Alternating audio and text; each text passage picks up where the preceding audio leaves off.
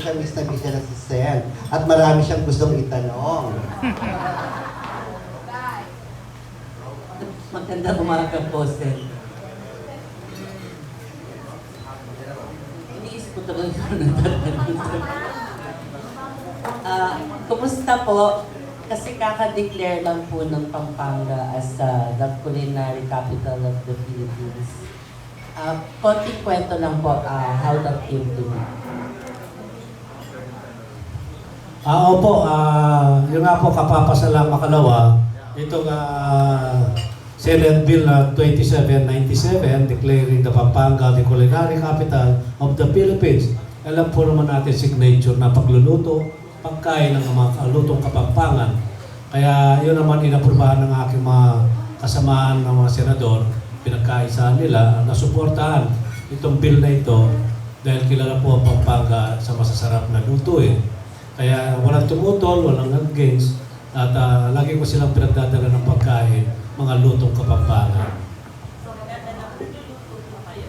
Nagluluto po ako. Lalo na si Mark, masarap mag-adobo ito. At saka pinaupong manok.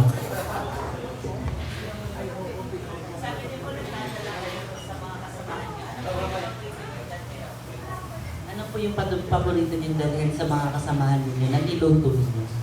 Karamihan po gusto nila sisig. Sisig, at saka yung mahablangka, yung tibok-tibok ang tawag, at pinaupong manok. Yun, at yung adobong puti.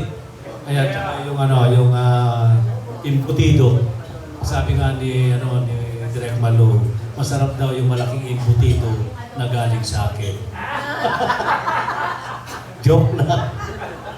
So hindi lang po sa Senate pala, sa pati sa set ng ng Batang Quiapo. Laging punchline ni Direk Malu, ay Sen, ang sarap-sarap ng imbutido mo, ang laki-laki. Tanungin mo siya, lagi niya sinasabi yan, na pag nagkakabiroan. Si LT po, anong paborito dinadala niya? Nanay, dinadala. Kapag yung pag nagdadala po ako ng pagkain sa BQ, yung Batang Quiapo, kami po naman nag-aasalo-salo ganyan. Kanya-kanya lang pong request.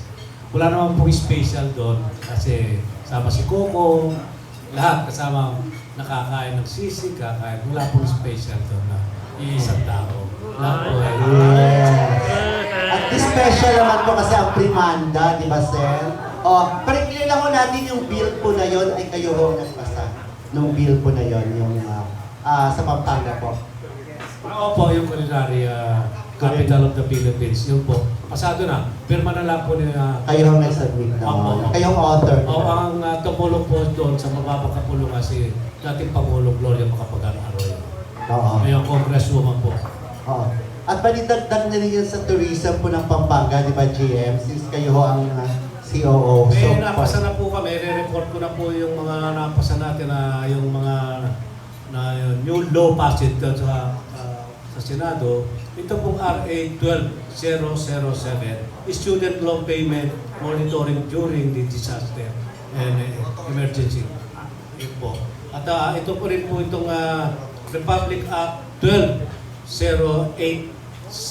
Lahat po sa mga mga envelope. Press release po.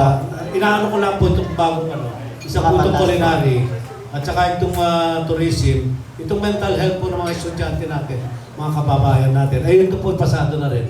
Napirmahan na rin po ng ating mamahal na Pangulo. At saka po itong Republic Act 0979 para refund ng mga tourism ng residents po dito sa Pilipinas. Ito po ay kaya sa tourism law na kay Mark Lapid.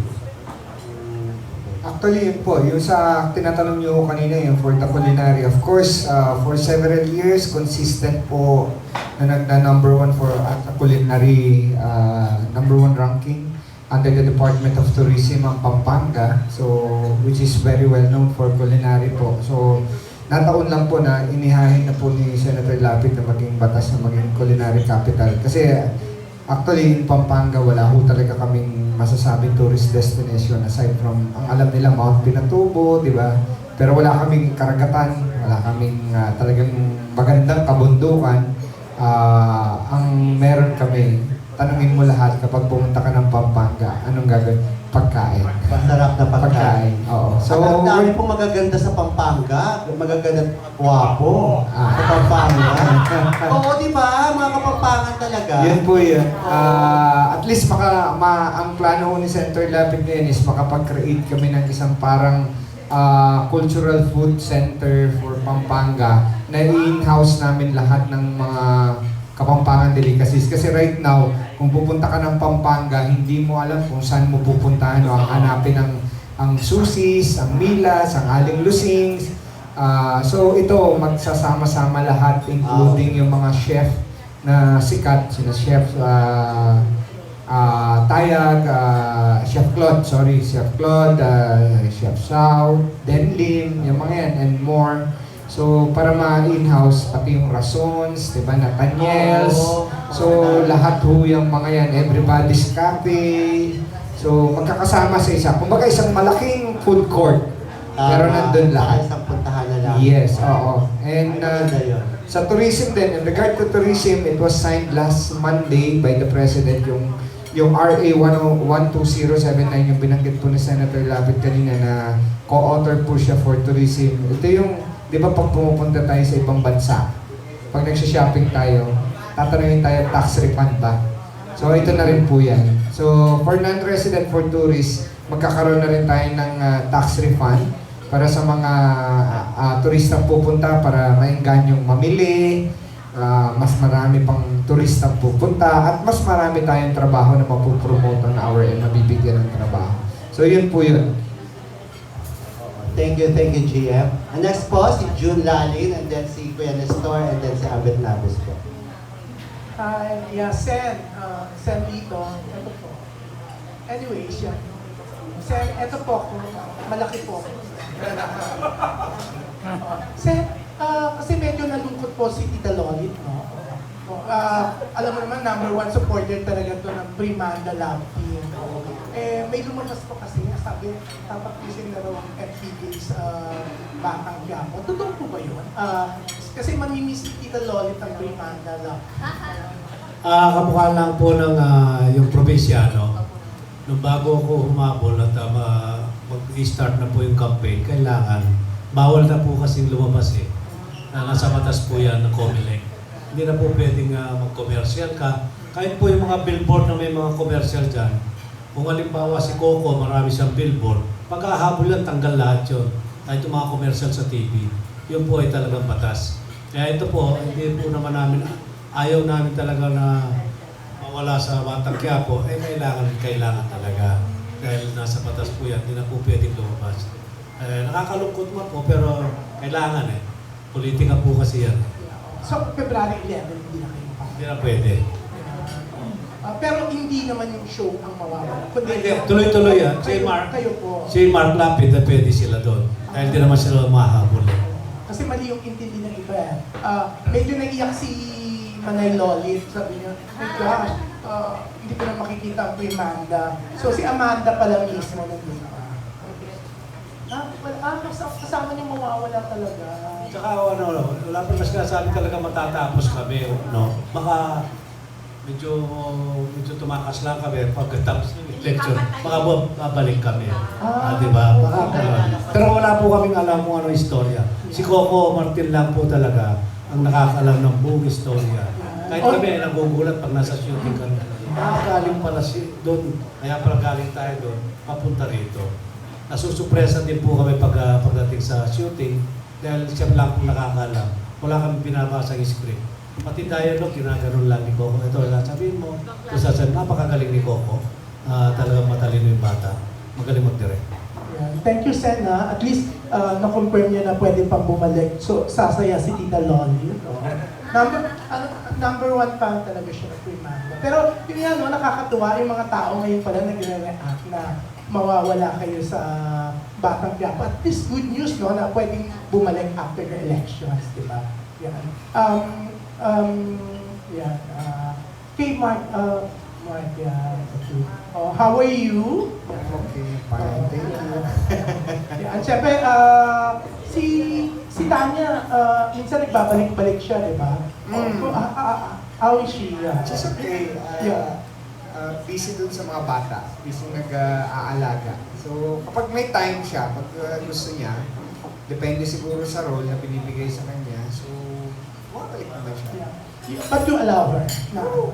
Wala naman kami Walang problema. Wala namang problema sa Okay. kanya. Okay. Pero yun nga, going back dun sa Pampanga naman, Sen, Mark, kasi ang dami ko nakikita sa internet, sa mga YouTube, yung mga videos, ang gaganda ng mga may mga, what do you call this? Mga resort na parang daig pa ang Bali Indonesia. Yan. So, you help them para ma-promote. Actually, kasama sila doon sa Regional Tourism Development Plan para sa Pampanga, kasama, aside from culinary. Kamukha na nabanggit ko kasi, wala naman kami talagang beaches, di ba? Wala kaming kabundukan. So, yung Bali-inspired na sinasabi nyo, we have one in Porac, na I forgot the name, bago lang, sumisikat pa rin, na Bali-inspired na resort. So, parang it's going to be the next na parang different with the Laguna side, di ba? Meron din silang parang mga ganyan, mga resort. So, ito, Pampanga naman side, north naman. So, yun po yung ginagawa sa amin ngayon. Yun yung bagong development for tourism. Okay. Pero ito last na, Sen, I was in Barcelona, Spain, noong June. Nakita ko kung gaano kayong pinagkaguluhan. Kayong tatlo doon sa simbahan, di ba? You went there. Talagang sabi pa nung pare na sana hindi lang po nandito sila Coco, sila Senator Lito, sila Mark Lapid, kayo pupunta. Kasi grabe kayong dinumog, no? Oo. So, congratulations ang bongga, di ba? Talaga naman nandun ako, no? Thank you. At least ay kwento ni June na nasa Barcelona, Spain. Hindi pa yan nakwento yung natapa siya sa Madrid, ha? Okay. Next, si Kuya Nestor Cordero, and then si Amber, si Tessa Mauricio, si Natalie, and si Tita Erlinda. Hi, Senator. Ano po ang magiging kabutihan or advantage ng having been named na naging culinary capital of the Philippines, ang Pampanga? Ano ang kabutihan maidudot dito sa probinsya? Sa ekonomiya, tourism, alam na naman natin, mga ibang country natin, ang tourism lang talaga, mo, kamukha ng Hong Kong, lalong-lalo ngayon lumalakas yung Japan, di ba? At saka yung Switzerland. At malaking bagay yun. At yung nga, sinasabi ni Mark, na wala kaming beach, wala kaming mga ganyan. Kundi yung Pinatubo, at saka Clark, at saka yung Bundok Araya, yun lang ang ano natin. At saka kilala naman sa masasarap na pagkain yung Pampanga. Ano ang mga incentive na pwedeng ibigay sa mga gumagawa ng pagkain para po mag-participate sila sa sinasabing plan na cultural hub? Actually po, we're incentivizing yung mga restaurants sa under the Department of Tourism for the One Town, One Product development. So meron pong budget allocation talaga yan.